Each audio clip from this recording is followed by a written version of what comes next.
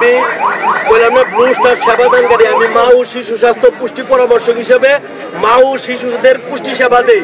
পুষ্টি সেবা দিয়ে আমি যখন ফেসবুকে ঢুকছি তখন দেখছি পঙ্গু হাসপাতালের সামনে আমার আহত ভাইয়েরা, আমার মতো যারা চিকিৎসা সেবায় বঞ্চিত হয়েছে, আমার মতো যারা টাকার অভাবে চিকিৎসা করতে পারে না, আমার মতো যারা জায়গায় জায়গায় মানে প্রতারিত হয়েছে, তারা সবাই এনে আন্দোলন রাখছে। তাহলে আমিও তো তাদের সাথে একসাথে আন্দোলন করছি, জীবনের মায়া ত্যাগ করে নিউ মার্কেট মারামারি করছি আমরা, সায়েন্স ল্যাবে মানুষ জমেছি আমরা।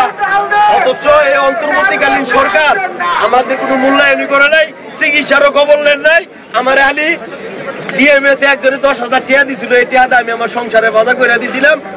আর এই 3 মাস 10,000 টাকা চলা যায় হাসপাতালে 3 মাস, এই যে এভিডেন্স আছে 3 মাস। কালকে টুকেন ধরাই দিছে আমার ওষুধ কিনা লয়া হয়, কইলাম কি ওষুধ কি আমরা হাসপাতালে ইনকাম করি বা পরে দিয়া দিব আপনার করে সমাজ কল্যাণ দিকে? আরে বিয়া হন নাই, পরে সমাজ কল্যাণ দিকে কই পাবো?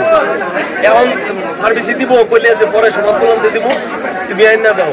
এটা লইয়া গ্যাদারিং লাগাইছি, পরে ভুলটালিন সাবসিডারি একটা ব্যথা বাইরে গেছে, একটা ওই যে নাম কি ইনচার্জ সোহরাওয়ার্দী মেডিকেল কলেজের ইনচার্জ, ওরে কুবে ফইরা ওরে হ্যাঁ পকেট থেকে কিনা দিছে, ওরে আমি রিলিজ দিয়ে বিকালবেলা চলে গেছি।